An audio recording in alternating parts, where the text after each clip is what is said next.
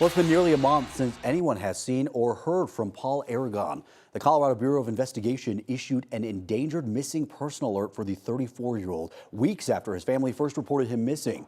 Broomfield police say that they found Paul Aragon's truck around 3 a.m. on May 2nd near a construction site off of Edgeview Drive. The engine was still running and the lights were on. His dog was inside that car alone. Officers searched the area by foot and drone but found nothing. Days later, Paul's family filed a missing persons report and they are still searching for answers. My mom, yeah, he was in constant contact with my mom. If it wasn't every day, it was every other day. And his daughter as well. Like, that was the one, that's his whole world. The way they found his vehicle leaves me with the assumption that he had the intention of getting back into his car. If anyone knows anything about where Paul is, you are asked to call Broomfield Police. New this morning, Denver police is asking for your help finding this man. They believe he is connected to a robbery that happened on Monday. Police say just after 9 that morning, a man walked into the Chase Bank on Evans Avenue near South Federal. They say the man passed a note to the teller demanding money and then took off. If you know who this is, give Crime Stoppers a call. That number is at the bottom of your screen right now.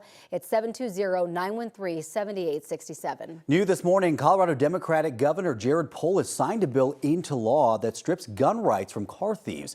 The governor signed it yesterday during a visit to the Pueblo Chamber of Commerce. The bill makes it illegal for anyone convicted of first-degree car theft to own or carry a gun. That charge carries a prison sentence of up to 12 years and fines ranging from $3,000 to $750,000. However, those who have a clean record can petition for a court order allowing them to own a gun 10 years after their case is resolved. We are just 2 days until Memorial Day weekend. Colorado State Patrol is warning drivers, saying impaired driving could turn a holiday into a tragedy. Last year, CSP made 63 DUI arrests on Memorial Day alone. That's up 117% from just 29 arrests in 2023. CSP is reminding drivers to plan ahead, stay sober if you're the one driving, and if you're going to drive, have a designated driver or use rideshare companies to get back home. Well, with the long holiday weekend coming up, one popular swim spot in northern Colorado is off the list, at least for now. 90's reporter Lauren Scafidi is following the story for us this morning. And Lauren, it might be months before Union Reservoir opens back up for swimming. Jordan, it's usually a hot spot for Memorial Day. Union Reservoir is staying closed for swimming for 2 reasons.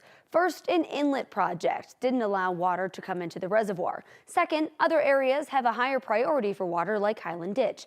Union Reservoir brought in sand to make it a nice beach for swimmers, but the water doesn't cover that sand right now, so the old Union Reservoir bottom is exposed. It's muckier, dirtier, and officials say it hasn't been touched in about 15 years.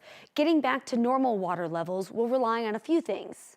We're hoping to gain water over the next couple of months. The construction project that was holding up our water access should be completed very soon. And then once we're in priority for water, we can start adding water to the lake.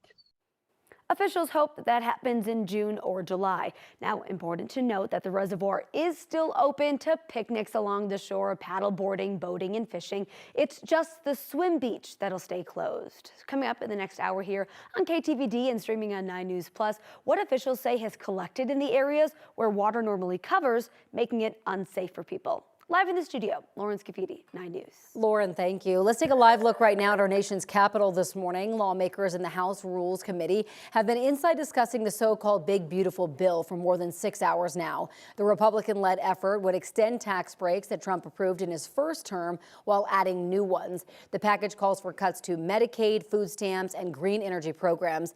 There's division within the party because some more conservative Republicans are calling for quicker, steeper cuts to federal programs.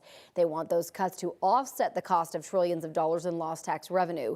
The bill could make it to the House floor by this afternoon. Local advocates worry if the Republican budget proposal passes, there could be a wave of evictions in Colorado. 130,000 people across the state rely on some form of federal rental assistance. That money could be cut by 40% as it stands right now. The budget proposal would effectively end Section 8 housing vouchers and would also cap rental assistance at 2 years unless you have a disability. Folks are already struggling to make ends meet and to fit all of the pieces of a family budget together. And with this drawback of federal support, I think we're just fearing really meaningful and serious consequences across the state. Eviction filings in Colorado hit an all-time high last year, with 60,000 households receiving a notice.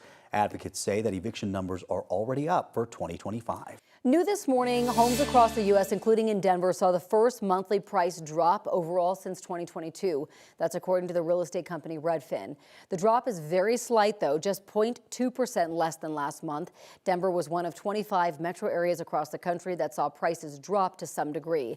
The biggest dip was Charlotte, North Carolina. Prices fell 1% there. Nassau County, just east of New York City, saw the biggest increase. Prices went up there by nearly 2%. This morning, plans are in place to turn an old hospital site in Wheat Ridge into thousands of homes. The 92-acre property was left empty last year when Intermountain Health Lutheran Hospital moved to a new facility just 3 miles away. A developer in Centennial called E5X announced they will sell residential lots to builders so that they can build homes around most of the perimeter of the site. They say that they'll also find places for retail in the center of the property, and a portion of the land could be used for new city buildings. They did not specify how much the project would cost, only saying hundreds of millions of dollars. The developer says it could take 5 years to redevelop the entire site. The city of Lone Tree is getting a new park. The Badger Gulch Park will be off of Ridgegate Parkway, just east of I-25. Look how beautiful it's going to be. The park will be next to a senior housing development, but it's going to be open to the public.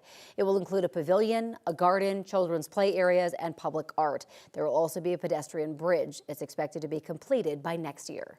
A tiny home village for unhoused veterans in Longmont is almost ready to open. The grand opening is planned for June 12th, but some veterans are already benefiting from this. The Veterans Community Project is made up of 26 tiny homes built largely by volunteers. The transitional homes are already housing a few veterans like Kendrick Hargrove. He was one of the first to move in back in 2023.